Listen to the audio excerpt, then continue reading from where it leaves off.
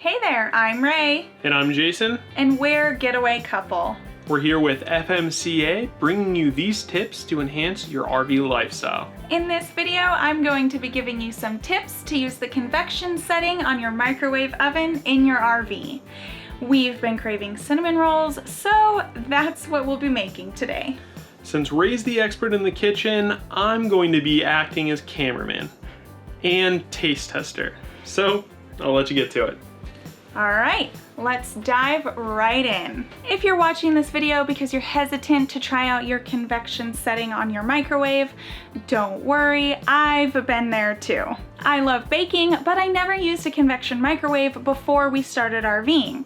I didn't understand how it worked, so I wasn't inclined to try it out. So to give you a brief overview of how a convection oven works, there's simply a heating element inside the oven that heats up the air.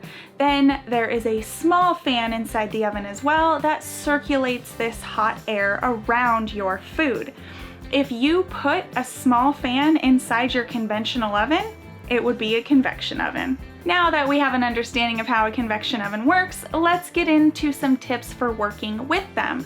The first is to always use the shelf provided. This ensures proper airflow around your food. As I said, there is a fan in the oven, so you want your food to be in the center of the airflow.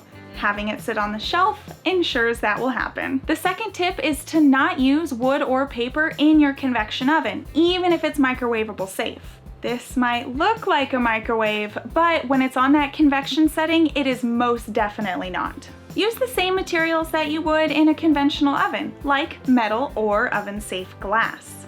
Third, for baked goods, you'll want to reduce your recommended baking temperature by 25 degrees Fahrenheit. As I mentioned before, there is airflow around, which for baked goods makes them cook just a little bit faster. Lastly, depending on the type of convection microwave that you have, you might have a button that says Combi. This stands for combination and is a good method to use when cooking meat. This setting uses the microwave setting, just like your regular microwave, but it turns on the fan to circulate the air. It's a good way to brown and crisp certain dishes that you wouldn't be able to get from using the microwave setting alone. All right, now that you know those tips, let's get to making these cinnamon rolls. Just like a regular oven, you'll need to preheat it. You do this by pressing the convection pad, your desired temperature, and pressing start. Once the convection oven is to the desired temperature, it will signal and let you know. At this point, pop your dessert in the oven and set the timer.